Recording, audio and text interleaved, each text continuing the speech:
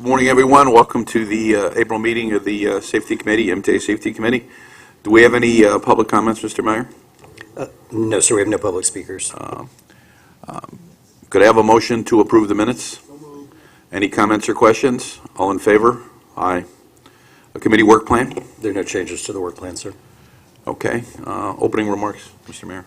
I just wanted to make a few opening remarks about a few safety activities, and then we'll get on with the main agenda. First, I wanted to let the Safety Committee know that we have been planning with New York City Transit to hold a bus forum. This is a bus safety symposium, really. We've set the date for May 10th here in the boardroom. We've invited experts from federal regulatory agencies, bus manufacturers, and experts from several of our sister transit agencies, and some members of the safety research community to come together and for a day of technical and scientific discussions about improving bus operations with respect to pedestrian safety. To promote a really candid technical discussion, we're holding this as an invitation-only meeting. As you know, there's been a suggestion that we should procure buses in such a way, spec out our buses to provide better visibility for the operators with respect to pedestrians and bicyclists around them, and by minimizing visual obstructions. And we intend to use the symposium to really assess the state of the science on such topics as mirror placement, pillar thickness, and the other technical issues about designing a bus for maximum visibility for the operators. Our intent is to end the day with an action plan for ensuring that we're making the safest decisions supported by good science when we either retrofit or procure new buses. So in a very real sense, these activities will place the MTA in a position of national leadership on pedestrian safety and preventing collisions. So we'll have more to say about the outcome of that. I just wanted to give you an update that that's in the works. Another activity that is also in the works, as you may have seen in the news yesterday, our intent for expanding our sleep apnea screening is in full swing. A very successful pilot project was run last year at Metro North on sleep apnea, and it's now our intent to well, I guess by way of a report out, I can tell you that 438 locomotive engineers and engineer trainees were screened during the program last year. About a quarter of those, 110, were determined to be at risk for obstructive sleep apnea, and they were referred for additional diagnostic screening. Essentially a sleep study. About 12% were diagnosed with obstructive sleep apnea, and all are continuing to be followed by occupational health services.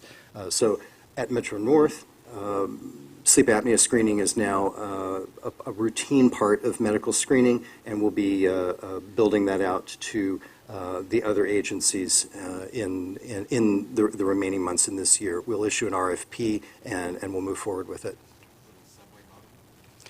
Each of the specific groups that we will target, we need to interact with labor unions and negotiate, but it's our intent to build out wherever it's most appropriate and safest to build out.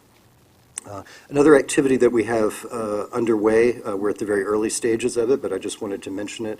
We're working on an all-agency safety hotline. In a few minutes, you're going to hear about the confidential close call reporting system through C3RS at our two railroad agencies. But we are exploring a way to create a live telephone hotline for employees across the MTA to report safety concerns and issues. So everything from run-of-the-mill workplace safety issues like, hey, these boxes are piled too high in the storeroom, to more operational safety activities. So that's underway. We're at the early stages of working with procurement on that, but our intent is to stand that up in the months ahead. And I just wanted to mention it, mainly because although it's a good thing to have, it's nice to layer on with some of the reporting programs that we have. It's also something we expect to be required by the FTA at least for New York City Transit, and we want to be ahead of that curve, and if it makes sense for transit, it makes sense everywhere else. So that's kind of a few topics that I wanted to mention. The next item on the agenda is safety metrics, although I didn't really intend for us to spend time today on safety metrics because those were all briefed out on Monday, unless there are any questions that we want to discuss. I just simply repeated the safety metrics in this book from the Monday committee operating books just for information and reference. I think what we're going to follow in this year is taking a look at these metrics. If you see something, and on some type of frequency, we'll do a report out like we did last time, but not every month. And so I'm expounding on what David's saying. But I want to provide you the opportunity, if you see something that you flag that you want us to look at, or was a surprising illustration for you, we could have that discussion, because that may help frame and inform what we do when we actually do the presentations. I think there was an awful lot of discussion about the need to move to new safety metrics that we report on. Others will keep the numbers on, but not necessarily report on, the lagging and leading indicators. But we wanted it to be part of a dialogue. So in no way, shape, or form, if we don't have a formal presentation, do we mean to cut it off. But if you see something you want to talk about, by all means, bring it up. But the next time we will do the presentation is when? In July. Okay. We'll do more of a deep dive into the traditional lagging indicators in July. Okay. Next item. The next item is overview of railroad confidential close call reporting systems, and we've realized over our discussions with the committee that we have never really given you a full presentation on what is the intent of close call reporting, what's the process, who are the players, and how does it work, and what should we all be expecting from it. So to that end, we've invited two outside experts on confidential reporting to be with us today. The first, sitting right next to Ann, is Rob Castiglione, who is with the Federal Railroad Administration. He heads up the FRA's Human Performance Division. He started his career at the FRA as an inspector and has continued to work in progressively responsible positions, and now, among a number of safety programs, is responsible for C3RS. And seated next to Rob is Linda Connell. Linda is with NASA. She has expertise in all manner of confidential safety reporting. She started her career actually in nursing and has experience in medical error reporting. She has run since the mid-90s the aviation safety reporting system, ASRS, for NASA, and as NASA has diversified into providing support for confidential close call reporting, her shop has taken that on as well. So we've asked them to come, and I think normally the presentation they're going to give is about a day's worth of training. We have compressed and compacted, and they're going to provide you a briefing on the program.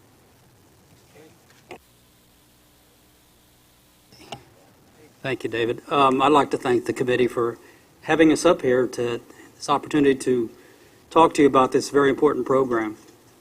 Hope to raise your understanding about how this program works. There's a lot of moving parts. As David said, it usually takes at least a day to try to get through this. We've essentially taken the deck that we normally use and busted it way down to just give you the salient points of how this program works. So with that, I'm just going to go ahead and get started. We've reserved a little bit of time at the end for some Q&A, but at any time, if you have some questions, please feel free to interrupt me. As I mentioned, we want to introduce you to the program. I know that it's been around these properties for a bit. It is often misunderstood, but it's nothing new. It's been around in other domains for many, many years, aviation principally for the last 40 years. And to take a step back with FRA, we started having this conversation about starting a program back in 2003.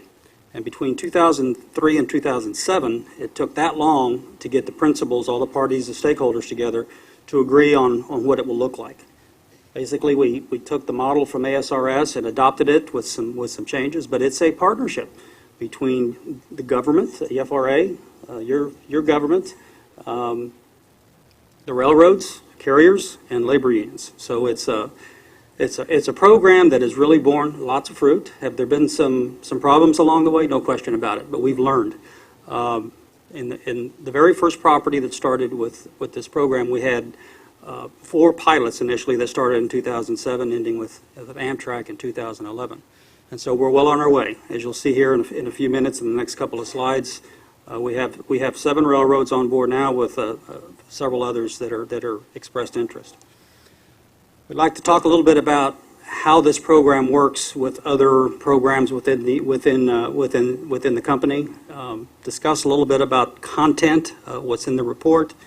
Review some success stories. Understand NASA's role as the third party. They're the honest broker here. Again, as I mentioned earlier, it's modeled after the aviation concept, and it's been working quite successfly over there. And there's other confidential reporting systems throughout the industry and other domains, as I mentioned. And then again, to discuss some key considerations or any questions that you may have. So why does the railroad industry need this? We believe that it complements other programs, and it does. Just as you mentioned earlier, Dave, this other program that you're fixing, getting ready to stand up, it goes hand in hand with other initiatives that may be out there. It doesn't step on any other programs that may exist, including collective bargaining agreements. In fact, that's actually in the language in our memorandum of understanding, that it's understood that this program will not impede on any CBAs that may be out there. Through the research, through the pilots that we had running in the early years, we had independent folks from the Volpe Center. That's DOT's research arm in the organization in government. They did a lot of surveys. They talked to people, and we found that although we don't build this as a safety culture building program, in fact it is. I mean, when people have the ability, when I'm talking about people, talking about folks on the sharp end, folks that are the men and women that are out there working every day in the system, that understand the constraints, that understand the time pressures. When they have a stake in safety and they see that their concerns get acted upon, that can be pretty powerful. And so those are some of the things that we saw early on with the pilots, including relationships between frontline employees, first-level supervisors, mid-management, as well as senior executives. Think of it as a proactive early warning system. That's exactly what it is. It gives the industry the ability to get information that you may otherwise not known. And the fact is, by and large, most of the information that comes in through close calls, you would never know about anyway. So this just seems intuitively that it's a good idea to have this opportunity to collect these events, this type of information. Focuses on problems, not people. I mean, it goes way back again to the aviation model. Our society, we have and it's rightly so, we have to hold people for certain things. There's no question about it. But there's things that we'll look in here later that are out of scope if things happen, whether it's willful, if it's any criminal activity. But by and large, when we're collecting close call information, we're looking at the problem, not the person. Learning organization. You hear a lot about this probably within the last 20 years, and it provides this incentive from learning from error. The incentive obviously is to give people a pass on discipline. But again, as I mentioned earlier, most of these events that come in, you wouldn't know about anyway. So it's a good tool for learning. Targets root cause, not the symptom. When these cases come in, and these close calls come in back to the specialized group for analysis, they're charged, and that's part of what my team does, is provide training on root cause analysis. We use a simple, pretty much railroad-friendly approach. We use the 5 whys. Not that complicated. Just about everybody can relate to it, but it usually takes us about 2 weeks, 2 separate workshops of about 24 to 36 hours each to skill people up on these principles. And then we come back and do some follow-up if necessary. But after that, they're pretty much on their own to work these cases as they see fit. Now, we have, as I say, have been doing some follow-up on an as-needed basis. But for the most part, especially these more mature programs like NJT, Amtrak, that have been doing it for quite some time, they're often running on their own. You guys are still really fairly new into this program. It hasn't been all that long. Patience is probably the thing that needs to be remembered in this program. Proactively address systemic causes, creates an organizational culture where people can learn from mistakes. Again, a very powerful tool when people feel free to report and don't have to have a fear of retribution or any kind of discipline hanging over their head. It's confidential for employees, and it's also confidential for railroads. It's really FRA in a different role. FRA will always have the enforcement piece of our responsibility. That's an important part of what we do. We owe it to the public, we owe it to Congress, and that's why really we existed in the first place, going back to the very first act, the Locomotive Inspection Act. I think actually the Signal Act was first, but then right behind that was the Locomotive Inspection Act. You know, there were dangerous place to work. This is a complex system. There's a lot of things that can go wrong. But it wasn't entirely easy for many in FRA to get on board with this program, but now it's part of our culture within the organization. And so we have a couple of other initiatives going forward that are voluntary and should provide some opportunities to learn from error. So I think a lot of people are familiar with this diagram here. And so when we're looking at close calls, we're looking at that stuff under the water level that most of the time goes unnoticed. And so that's what we call proactive risk management. And the opportunity to learn from that stuff that happens in there can be really powerful.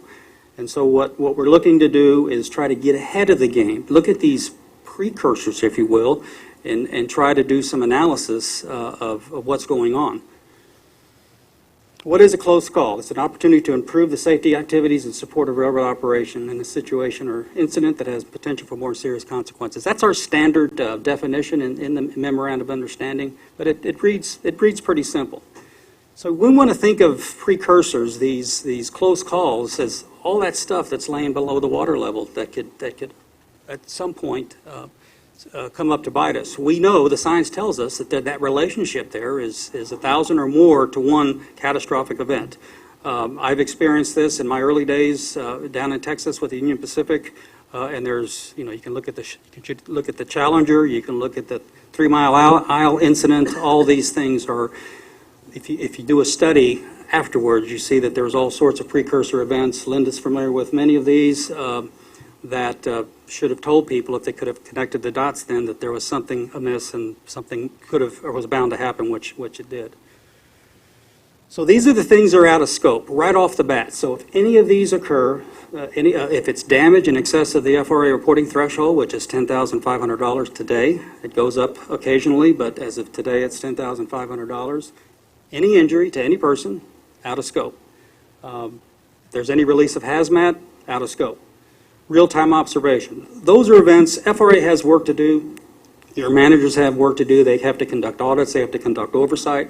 So if it just so happens that there's a manager on property doing an observation, making an efficiency test, as we call them in the industry, and there happens to be a close call at the same time, it's out of scope. I mean, the reporter can still report the event, no question about it, but you don't get the benefit from this program of being passed from discipline. If in fact there is discipline, that's a factor in that particular observation. But FRA also applies. If FRA is out there doing any type of efficiency testing at the time of a close call, it's off the table. So any of the following, the last three are pretty much considered sabotage. I mean, I know alcohol and drug abuse is not really in that category, but any kind of willful, reckless disregard, any sabotage event, anybody choosing, or maybe not choosing, but anybody that's under the influence, that's out of scope. And so we have this is the accountability piece that has to be in place to give your body, the folks in this room, as well as the industry, some comfort level or compromise in accepting what close call information. So the science tells us that precursors could be a symptom of something that's even more dark, more menacing, lurking beneath the system, that could come up and bite us. That's out there. There's plenty of case studies that you can do your own research and see that that is in fact the case. We study precursors because we want to take a new and proactive approach. There's gold in some of these close calls that can be mined to fix the system. Not always, not every close call report is valuable. But there's a lot of good information that comes out of many of these reports. It's an opportunity to learn without having to experience harm to persons or property. It's a very inexpensive opportunity to learn because close calls, nothing happens. Nobody gets hurt. And so gathering this information is a win-win for all the stakeholders. Do you have anything you want to add? No? As I said earlier, not all close call reports are actionable, but the main thing is that the temptation is to punish. FRA's been in that mold for a long time as well, and we're an enforcement agency. But, you know, when we start trying to move towards punishing employees for things that nothing happened, I mean, it will disincentivize the notion of feeling free about reporting what they perceive as maybe vulnerabilities in the system or risks. This is all this program is. It's a risk identification and mitigation system. That's what close calls is at its core. Because reports are voluntary and do not reflect all possible data points, they are not statistically valid and should, and for gross analytical purposes. And I think Linda wants to comment here on a few things. Yeah, this is often misunderstood in this data, and I think from a data world that we live in, there's always an assumption that if there's a data point in front of you, it must be statistical, but it isn't in this case. It really is voluntarily supplied. So if I get a report on something, I don't know how much of 100% of those events this report is talking about, but I do know that event is valid because we're able to talk to the people and really get our experts in conversation to know that it did occur. Now, how prominent is it? I have no measure of that in this kind of data. So we have to do kind of descriptive statistics and not quantitative statistics, but qualitative. In other words, what is the data telling us about the why things are happening, not the counting exercise of how many. And that is often ASRS 40 years, and I still have to kind of bring people back to how this is gathered at the very front end of the system. So when people use the word trend, I'm a statistician in some of my background, minor in that, but trend to me is a statistical calculation, and so I hesitate on that word. But I know people in general want to use that word, so I kind of interpreted it to what are the patterns of reporting coming in the system. It's not a trend necessarily. Sometimes if you have a major event or a major educational outreach into the community, all of a sudden this system starts to respond with lots of reports. Does that mean that issue and that event is worse than it ever was the day before? No. It just means people are more aware of it and now they're putting it in. But if you look at the data, you get a blip up and you think, oh, it's getting worse. And then you see it go down and you say, oh, it's getting better. Well, that's not a measure of the performance of the system. It's coming back to what's inside. What are those stories the people are telling us, pulling that apart and understanding the precursors, getting to that basic effort, as well as the carriers. They're doing very similar kinds of approaches to this.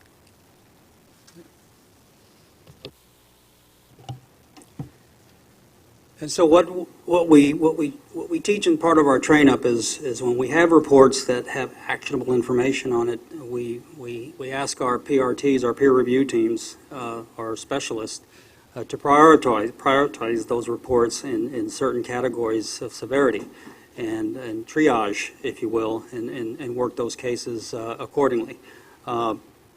We have subject matter experts. They come from the rank and file. Who better to use, what better consultants to use to understand what those challenges are in the systems than those folks that are there every single day facing those challenges. They can relate. They can step outside their... It's hard to do this sometimes because hindsight bias just kind of creeps in and you're always pointing when you got that smoking hole in the ground, what should have happened, what could have happened, if they only would have done this, if they only would have done that.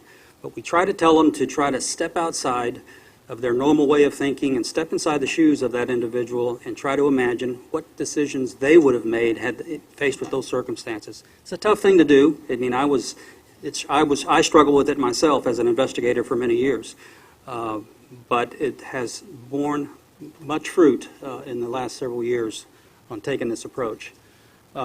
We use, as I mentioned, we use the 5 whys technique for root cause analysis, and we ask them to try to tease out as many contributing factors as possible, because there is seldom just one single root cause to any close call or any major accident, for that matter. When we do a deep dive, we see that there are many contributing factors, and so at the end of the day, what we have them do is develop corrective actions to attack or to mitigate or eliminate each one of those contributing factors to make the system more resilient, more safer. So this is a high-level view of how the entire program works. And that very first box up top it usually takes about 6 to 8 months to try to get everybody trained up and ready to go. All the meetings, all the dialogue, all the face-to-face discussions, understanding about the program, including management. And then after all that's done, the employee submits a report. It goes through NASA. NASA has, and Linda will talk about it briefly, analysts on board that have many, many years of railroad experience. Once they de-identify and process the report, it goes to the peer review team, which is made up of management, labor, and the FRA. So we have a representative from the FRA that work on these peer review teams. They're the analysts that do this close call analysis and come up with these corrective actions. From there, it goes through a peer review support team. Those are typically managers, the folks with the purse strings that can put corrective actions into effect. And sometimes corrective actions are not acted upon, and for whatever reason, maybe it's a budget issue, or maybe it's something that's going to require capital expenditure. But the idea is to have a conversation back and forth between the peer review team and the peer support team so that there's an understanding of where that information, where those corrective actions are, and the reasons for not implementing them. And so we encourage a robust dialogue both ways in that loop to make sure that both parties have an understanding. And if they are implemented and they get implemented into the system, into the property, then there's an obligation by someone, presumably the PRT, maybe a combination of both, to do some monitoring to make sure that corrective action did in fact address the situation, address the risk. And then lastly, NASA will be publishing data at some point down the road. We're in the process now of doing some testing. But in the aviation side, they have a fairly robust report-out system that Linda may or may not speak to. So here are the properties that we have on board now, all on the left side, and we have many more suitors on the right side. The asterisk indicates a waiver that's already been approved for those properties. I can say that Sunrail is not part of it. I just noticed that, so they're out, but everybody else we're in process of developing IMOUs with those properties. Here's a few lessons learned. RTS is run-through switches. So at one site, we had derailments caused by run-through switches. We're down 30%. Stop deserts down 43%. And transportation injuries down 18%. A little bit deeper look at what that looks like, what they did to correct those actions, what the corrective actions were. They painted some problem switches, made more visibility, improved maintenance at switches, improvements in conductor training. One particular operation totally revamped their on-the-job training to get people to read iron better, to do a better job at getting people to understand switch alignment.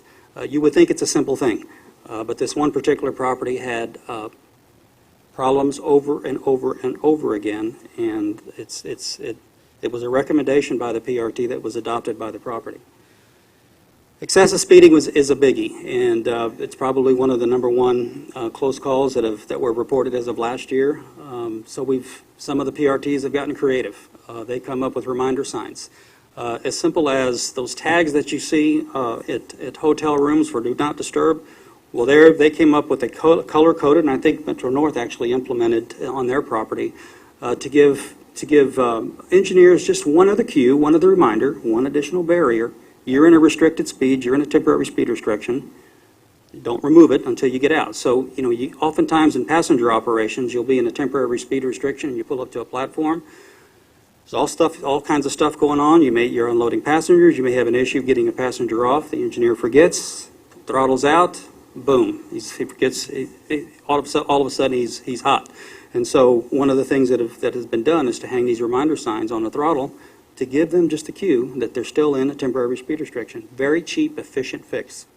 Job briefings is very, very important. There's procedures that have been tightened up, reminders just to give people a better understanding. Don't take job briefings lightly. It's very important so everybody is aware of what's going on and what their responsibilities are. And personal safety. Lots of opportunities in there. A lot of the close calls that we see, or some of the fixes that we see early on, are procedures or corrective actions that have to do with procedures, tightening up procedures, or gaps in procedures. More robust reporting programs. Railroads that have been reporting have gotten into some bigger and I think more promising corrective actions that I don't I don't have here, but they are public at other sites. Why NASA? This is a common question in railroad. I thought NASA was a space agency. I have to answer that question sometimes for the aviation safety reporting system because I have to remind people that NASA's first A is aeronautics. But when you look at the mission statement for this agency overall, there's a public safety mandate in the NASA mission statement. And that's the scope we have. It's very broad. NASA will look at many kinds of things in kind of our national laboratory research and development area.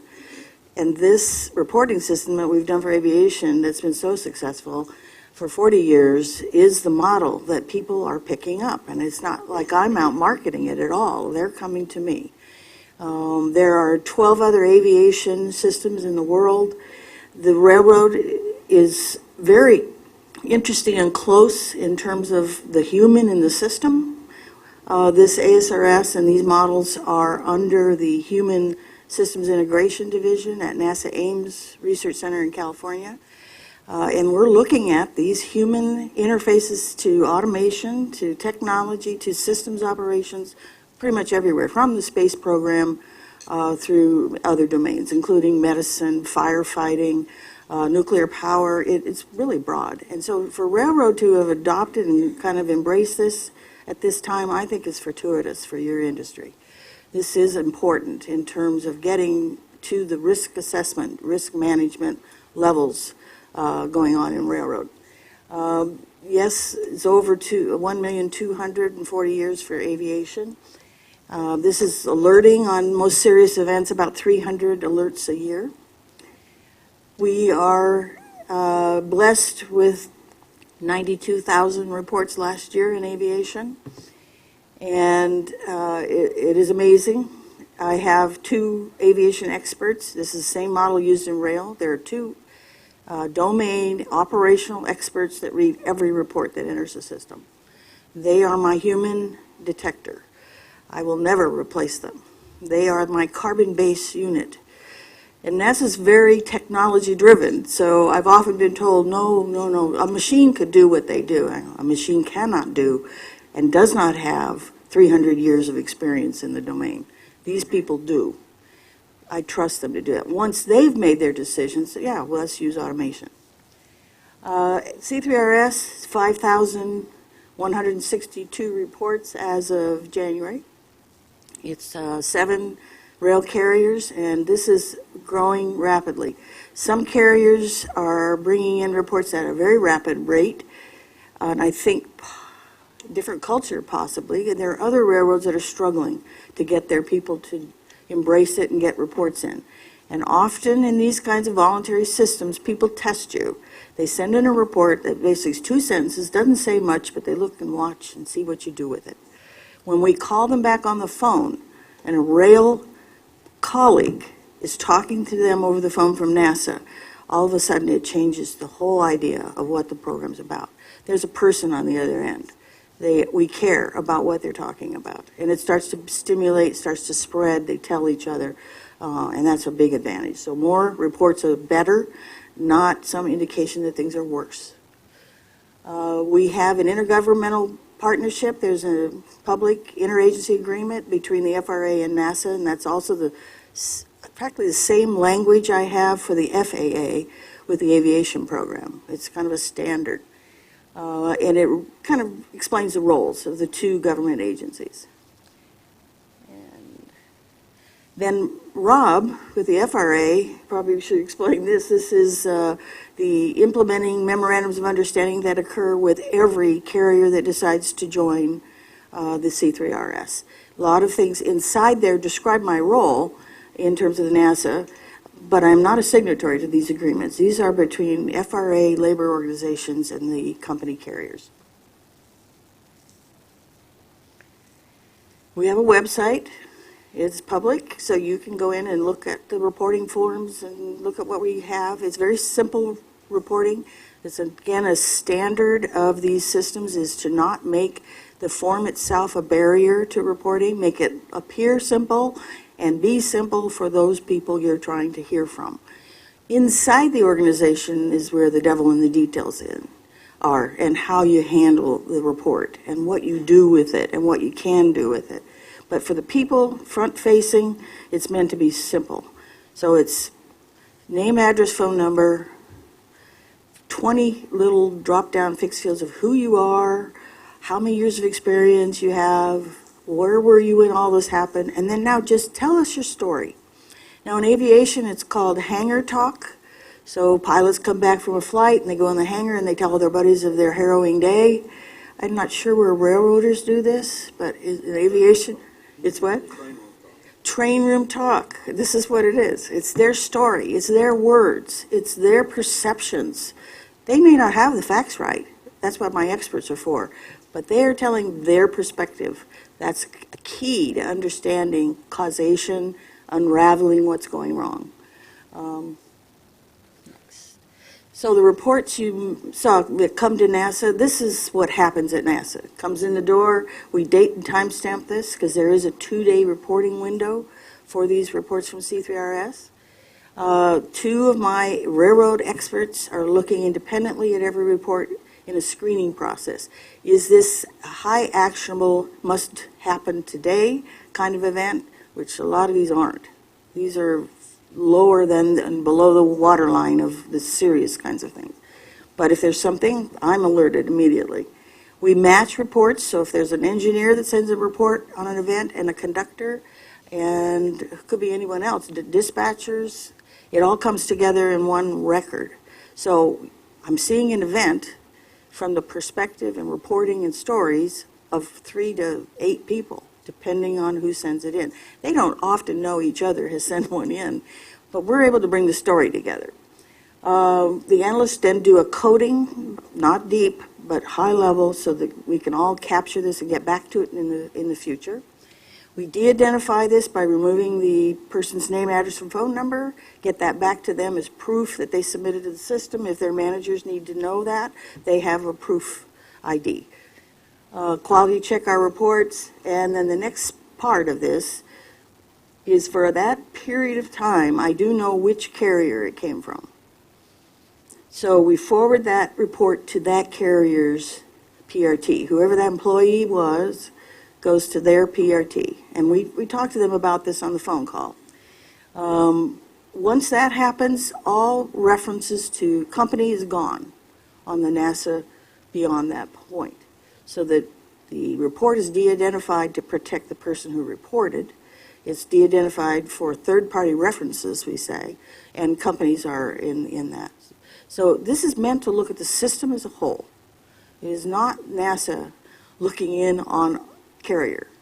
The PRTs really are at the front end of that, and I think it's appropriately so, because every company in aviation, in rail, there's different reasons why they have existed, their legacy and history, the culture they've built.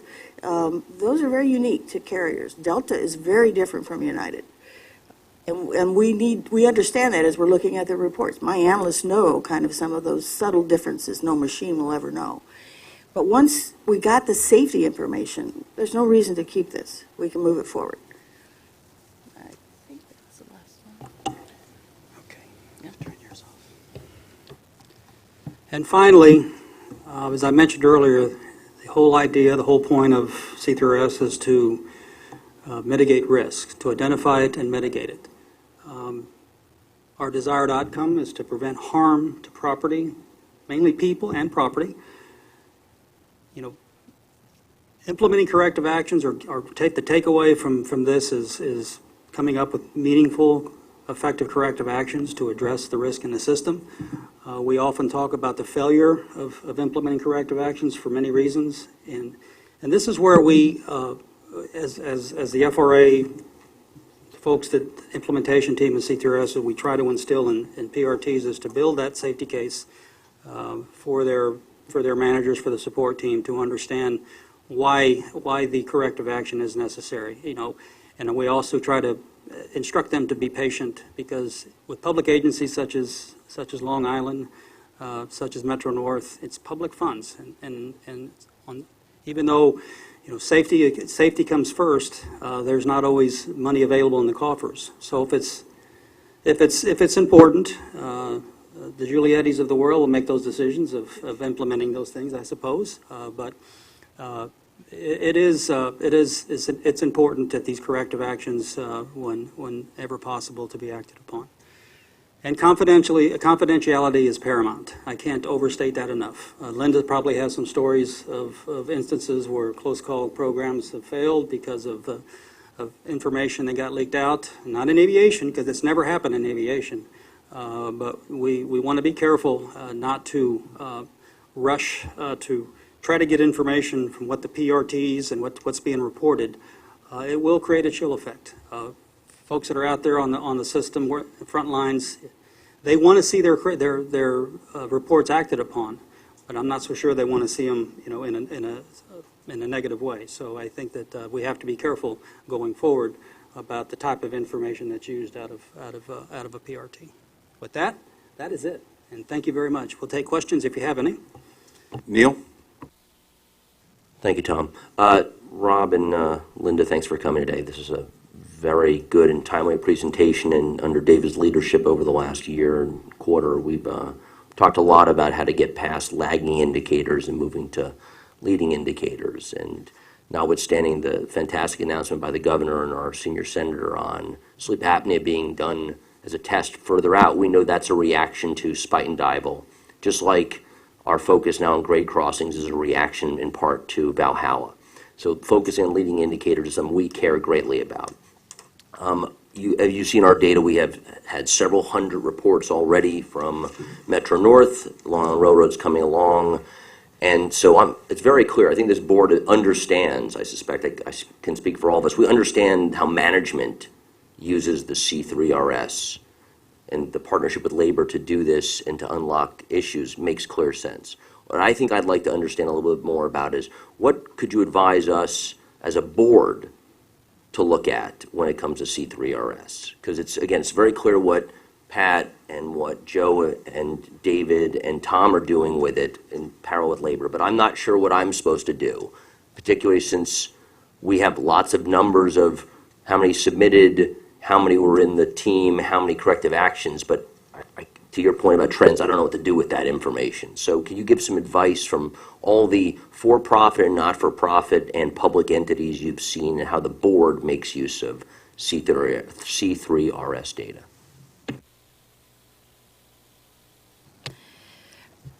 In aviation, we don't quite have a board like this. Well, each carrier does have a board of directors, yes.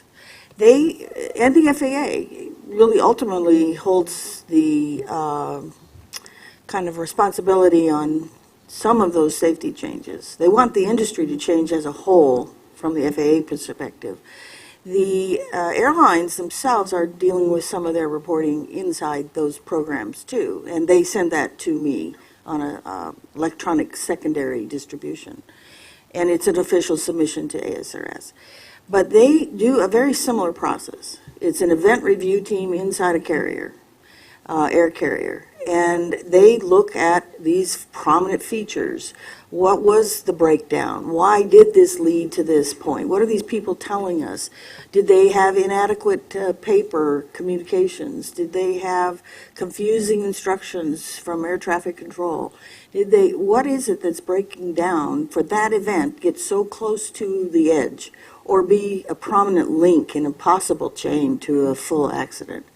That they act on. They change. The corrective actions mentioned here are not unlike those in the aviation system. Reminders to the human, change the procedure order, the checklists, all of this starts to come around that piece called the human. We at NASA are also looking at the data and analyzing from the human factors perspective. What is it? Is it distraction, confusion? Is it the system, in all good intentions, was just not built well to communicate with the people and what we're expecting them to do? But it starts very small at some level. Safety is not a magic bullet. It is one thing at a time as we identify it. So leading indicators is one way to grab what those are. These systems will give you ideas in that direction. what are those leading indicators? Are the ones we have done typically in the past, are they still relevant today based on this kind of information? And you just keep proceeding through that. Aviation's accident record really is amazingly low, speaks for itself. And we're not alone in this. It's a partnership with the carriers, it's a partnership with the FAA to make sure that all of us in the public are safe.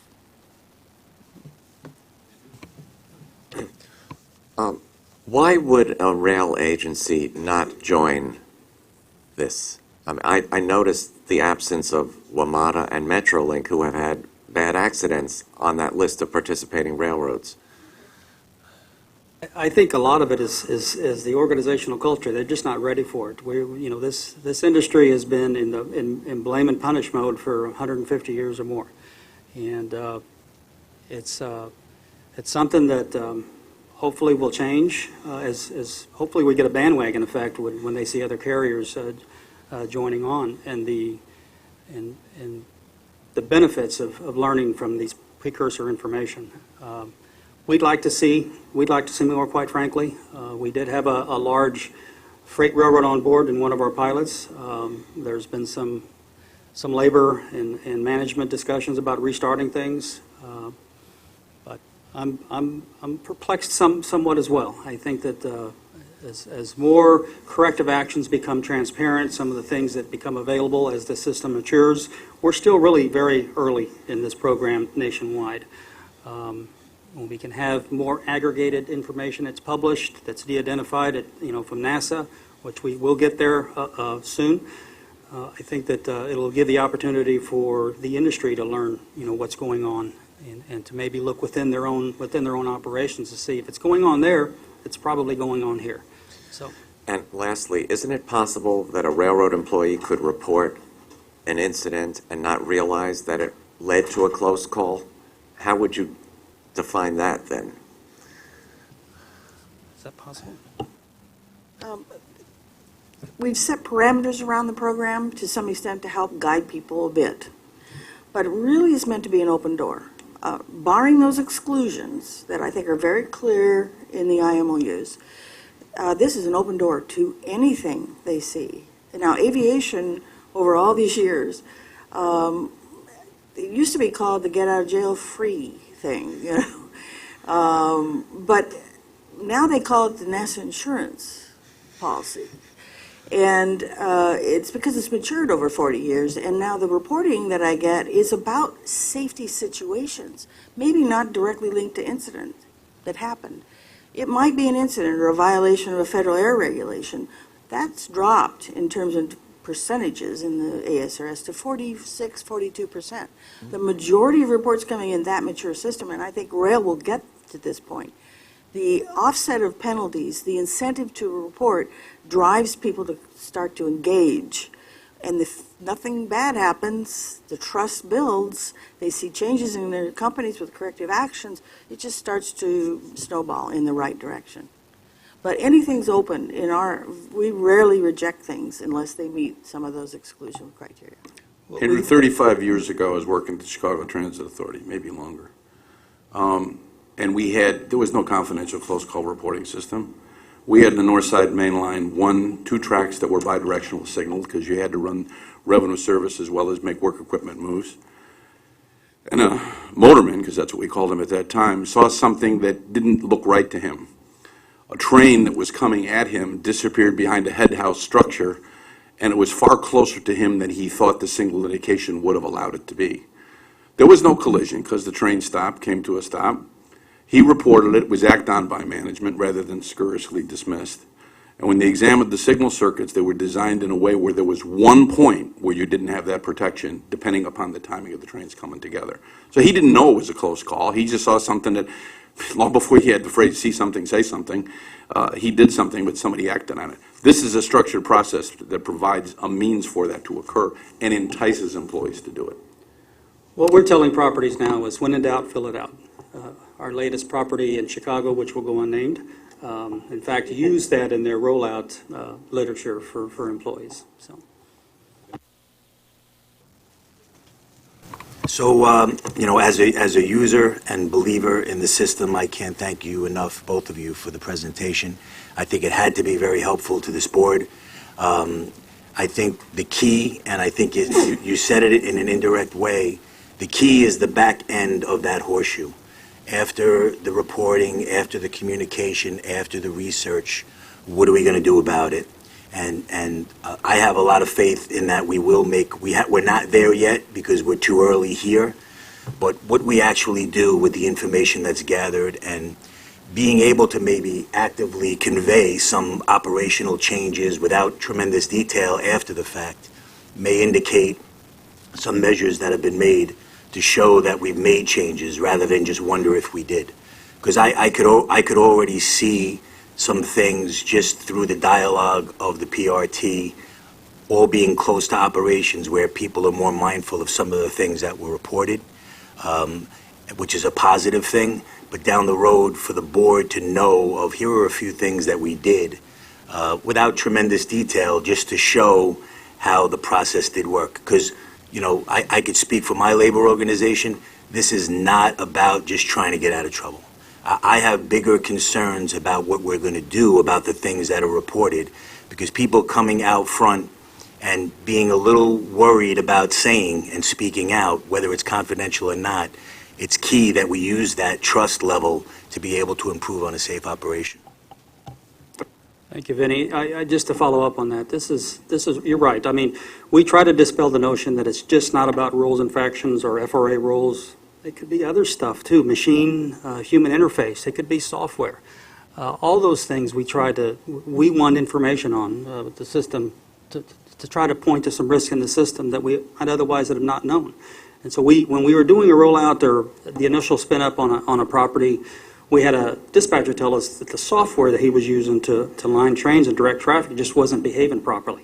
Yeah, that's a perfect opportunity to report a close call. That's the kind of stuff that wasn't a rules infraction and had nothing to do with FRA regulations either. But that's exactly the kind of good example of the kind of information that this program was meant for. Ira? When you go through the system, when NASA goes through the report and everything and gives it down to the agency, does NASA make any recommendations about changes? No. We are the nation's R&D center. We're not the nation's recommendation and act in our authority. We have no authority. So we act basically by distributing and disseminating the information as efficiently and effectively and thoroughly as we can. And then leave it to the good offices of others to take it within the scope of everything that they do.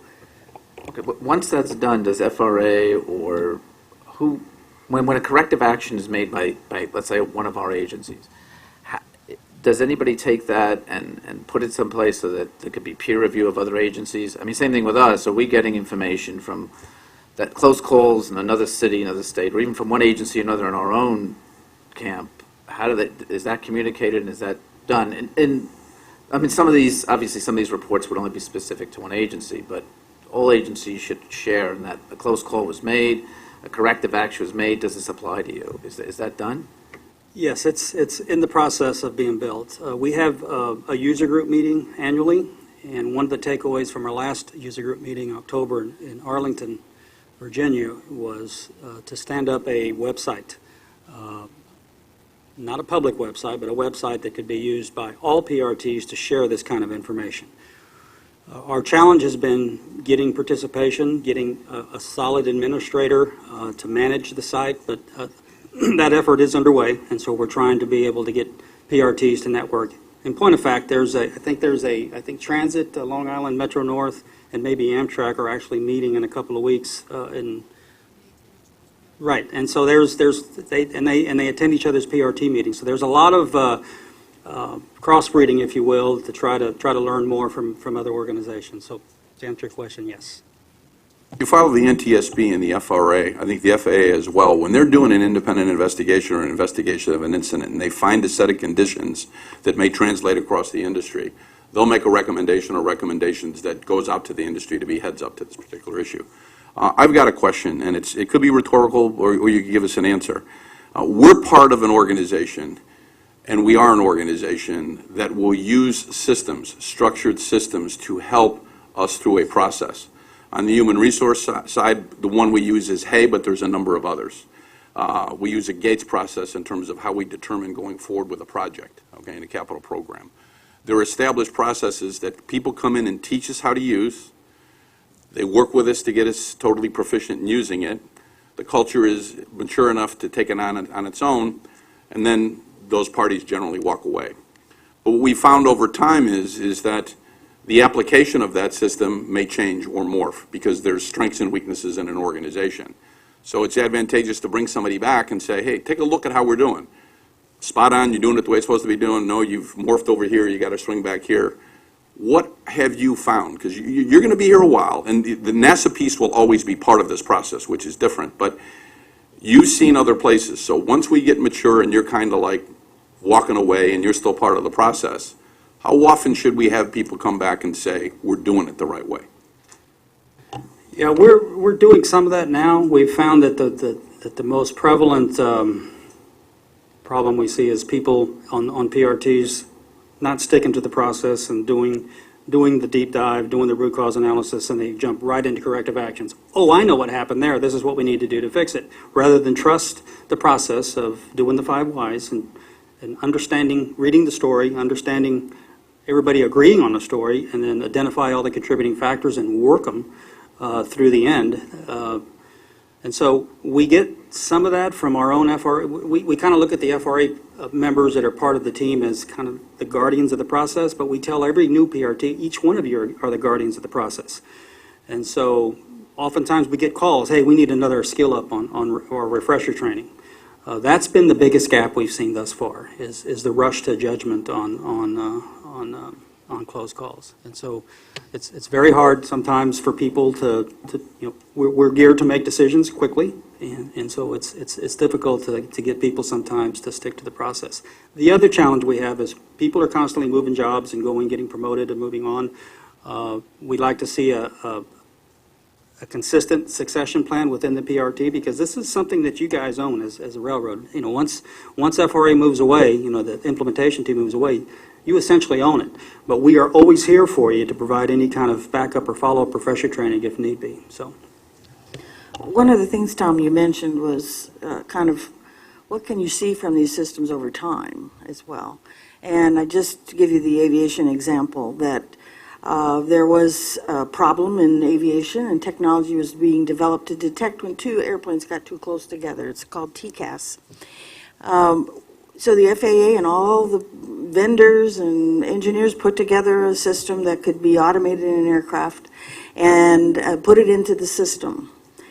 Unbeknownst to them and the engineers who developed it, the human response to climb, climb, climb, which was the instruction in the box, humans were pedal to the metal.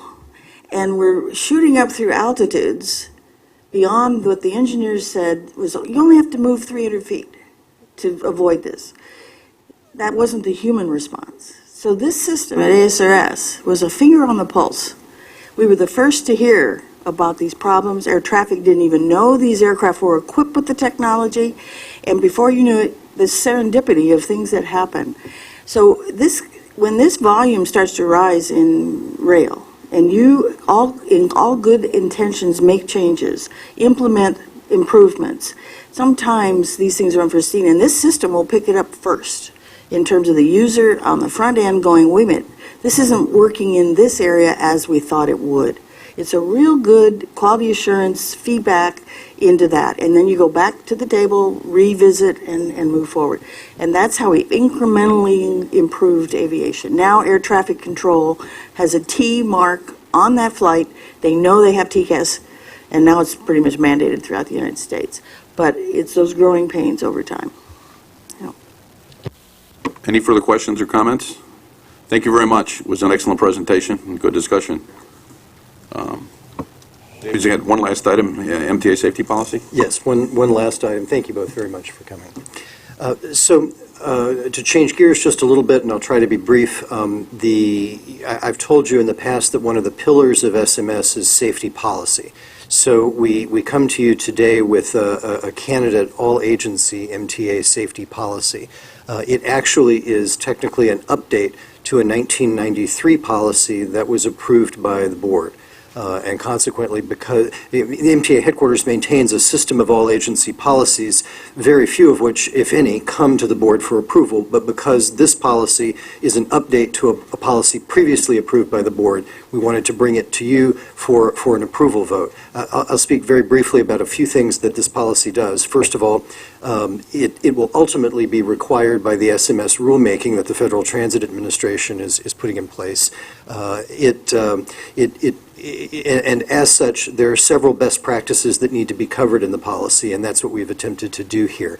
It establishes roles and responsibilities for the management of safety. It describes the existing organizational structure of safety leads, safety chiefs reporting to agency presidents, and it also describes my role reporting to Tom as the MTA Chief Safety Officer. It provides, it defines the concept of accountable executive, which places accountabilities for safety at appropriate levels within the agency. Basically, it defines the chairman and CEO as the overall accountable executive for the MTA, and of course each of the agency presidents for his or her agency.